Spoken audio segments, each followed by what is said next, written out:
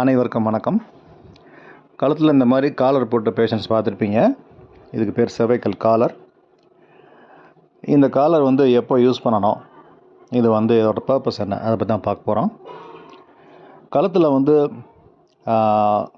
ஒரு சிலருக்கு cervical disk bulge ஆனதால் வலி ஏற்படும்.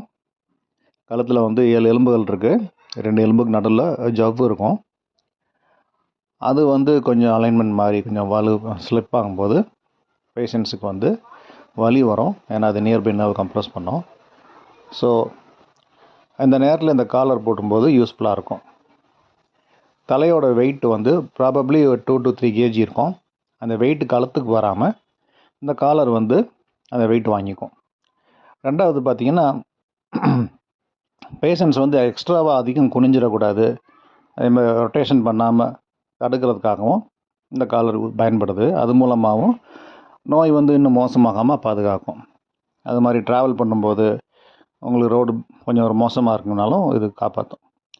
இது சைஸ் மாறுபடும் ஒவ்வொரு கம்பெனியை பொறுத்த வரைக்கும். ஸ்மால், மீடியம், லார்ஜுன்னு இருக்குது. அந்த ஸ்மால்ன்ற சைஸுக்கே ஒவ்வொரு கம்பெனிலையும் அந்த சைஸ் மாறுபடும். ஸோ பேஷண்ட்டை நேரில் கூட்டிகிட்டு போய் அவங்க விரும்புகிற மாதிரி போட்டு பார்த்து வாங்கிக்கலாம். இந்த cervical காலர்ன்றது கண்டினியூஸாக ரொம்ப காலத்துக்கு யூஸ் பண்ணக்கூடாது. இது என்னோடய கருத்து. ஏன்னா கழுத்தில் 4 பக்கமும் சாஃப்ட் டிஷ்யூ இருக்குது. அது கழுத்தை ப்ரொடெக்ட் பண்ணும். போன்ஸு, டிஸ்க்கு, நர்வ்ஸ் எல்லாத்தையும் ப்ரொடெக்ட் பண்ணும்.